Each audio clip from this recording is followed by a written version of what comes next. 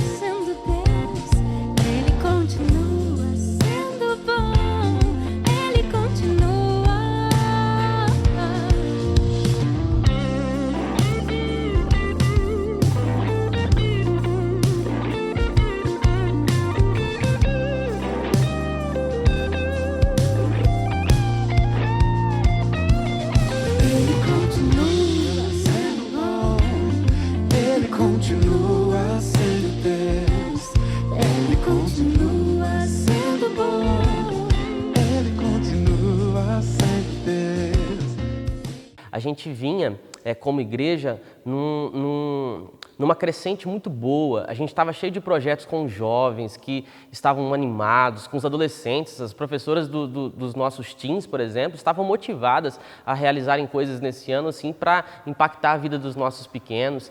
E a gente, como igreja, como projeto de igreja, a nossa identidade sendo formada, a gente vinha com muitas expectativas para esse ano. Mas daí veio a pandemia. E eu me lembro no dia que a gente fechou as portas da igreja com aquela sensação, não, é uma medida preventiva, vai durar coisa de 2 semanas, 1 mês no máximo. E não foi assim. Isso me assustou. No mês de abril eu entrei em crise. Eu fiquei preocupado. E eu lembro que eu orava a Deus perguntando, Senhor, como é que vai ser?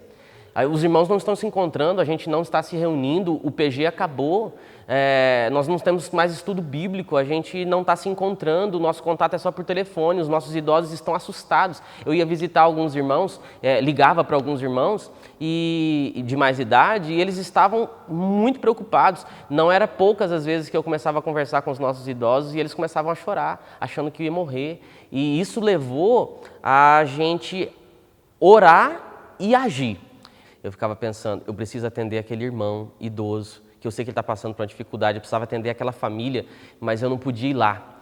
Eu tinha que fazer por telefone. Muita coisa eu fiz por telefone, mas de verdade, eu não conseguia fazer isso. Porque eu sou o cara do toque, de pegar, de estar junto. Tinha semana que a gente marcava aconselhamento ali, 2, 3 ali numa tarde, e agora eu não podia fazer isso. E eu lembro que, deitando na minha cama, eu ficava pensando, como que eu vou fazer? O que eu posso fazer? E foi muito complicado.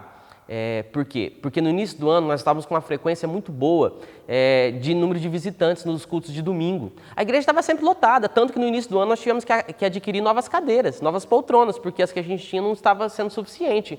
Só que, num mês depois, as cadeiras estavam todas vazias. Quando eu percebi que a pandemia não iria durar 30 dias, a gente teve que se reestruturar. E se reestruturar sem recurso é um grande desafio. E aí eu lembro que conversando com o Aine, o que a gente precisa para a gente transmitir os nossos cultos online.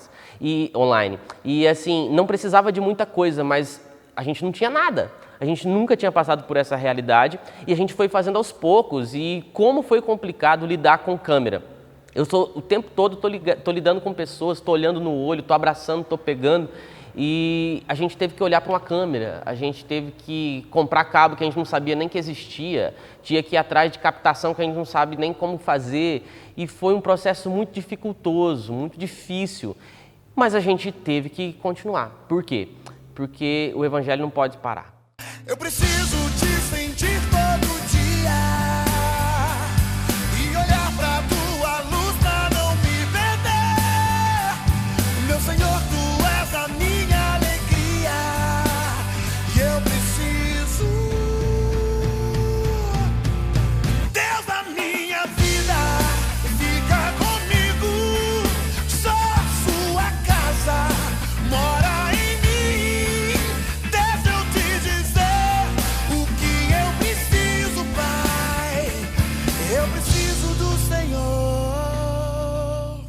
cultuar o Senhor, mas não é a mesma coisa, está longe de ser, né? O calor dos irmãos, de estar ali na comunhão, de receber uma palavra, de olhar nos olhos, de dar um abraço.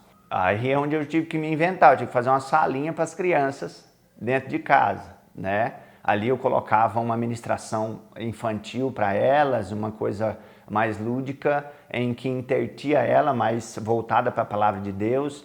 No momento do louvor, tentava fazer elas ali estar com a gente, louvando ao Senhor, para que eu pudesse prestar atenção no culto, né?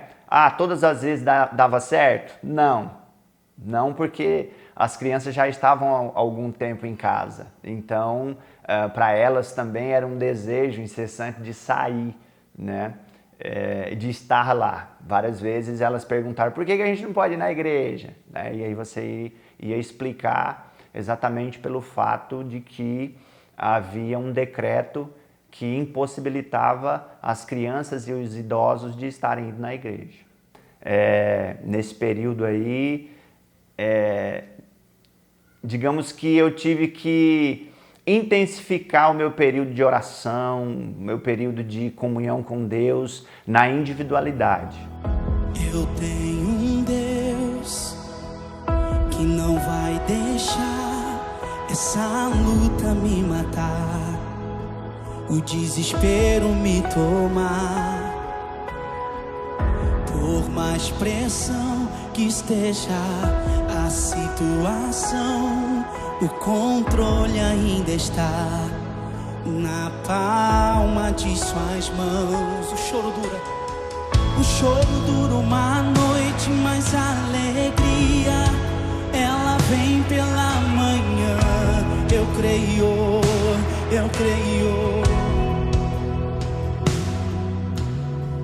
O choro dura uma experiência que a gente está aprendendo, né? Aprendendo a cada dia, e não é igual, né? Você está em comunhão, né? Como a Bíblia diz, né? Ó, quão bom e quão suave é que os irmãos vivem em união. E o período da Santa Ceia, que ele ia ministrar a Santa Ceia, a gente acompanhava no mesmo período online. Aí eu também pegava o suco de uva, né? Que simboliza o sangue, e o pão, que simboliza o corpo do Senhor, né? Separava, colocava ali e ministrava a Santa Ceia, acompanhando ele, e servia minha mãe e eu. E nós participávamos juntos, e nós sentíamos a alegria, o prazer e o gozo, o algo sobrenatural do Senhor na nossa vida. Cada dia que nós ouvimos as ministrações e lemos a Bíblia e participamos das atividades da igreja, o Senhor vai nos renovando, Ele vai nos animando e nos fortalecendo a prosseguir. Eu tive que tomar uma iniciativa e falei, não, eu não posso deixar, não posso esfriar, né? E foi quando eu até me aproximei mais de Deus. É até estranho dizer que parece que esse ano foi o melhor ano da minha vida. Foi o ano que eu não trabalhei, né? Que eu não consegui emprego porque eu precisava da escola para colocar minha filha. Né? Foi um ano que eu fiquei mais longe da minha família, né? Porque eles moram em outra cidade, a gente não podia se ver com frequência. E longe dos amigos também, né? Por causa do isolamento social. Então foi quando era eu e Deus, e né, eu me aprofundei ali na palavra, incomodei bastante o pastor Rafael, né? Porque eu comecei a ter muita dúvida, né? Mesmo diante de uma pandemia, muitas coisas boas aconteceram em 2020.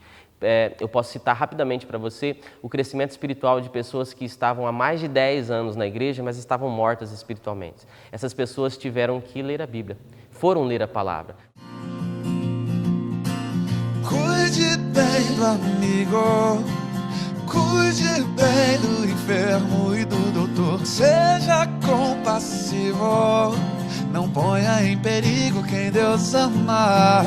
Cuide bem, amigo, cuide bem da vovó e do vovô. Seja compassivo, não ponha em perigo aquele a quem Deus ama e você chama de meu amor. Oh, oh, oh, oh, oh, oh, oh, oh, oh, oh.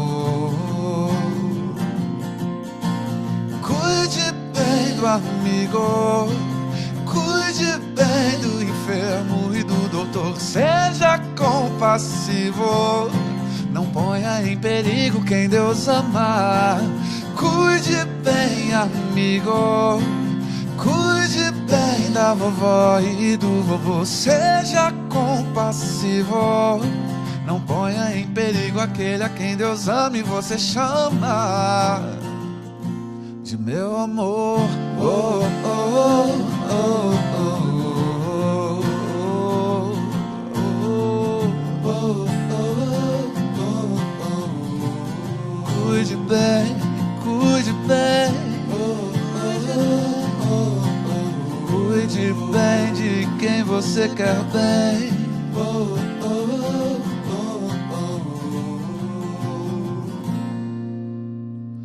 Cai bem em dias de escuridão, ações de luz.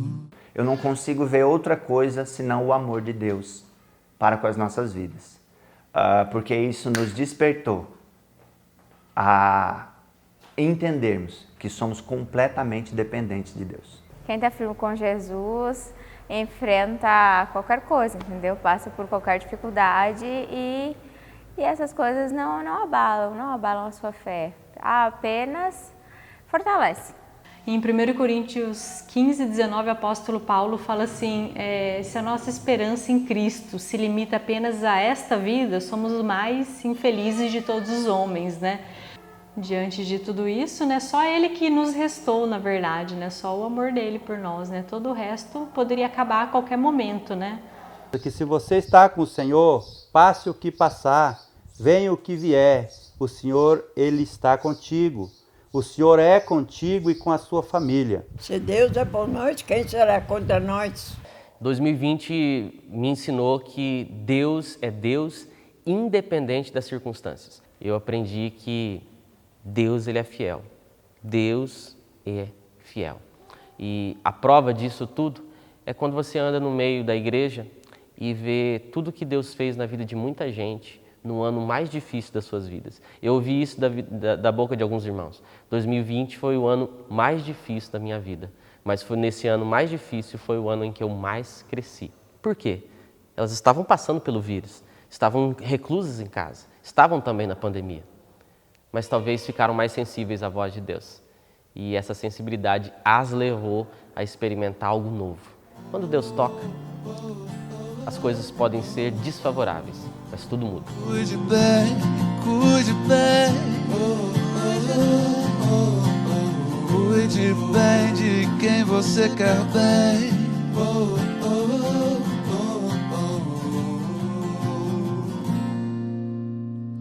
Cai bem em dias de escuridão, ações de luz, para o bem de todos e não só de um.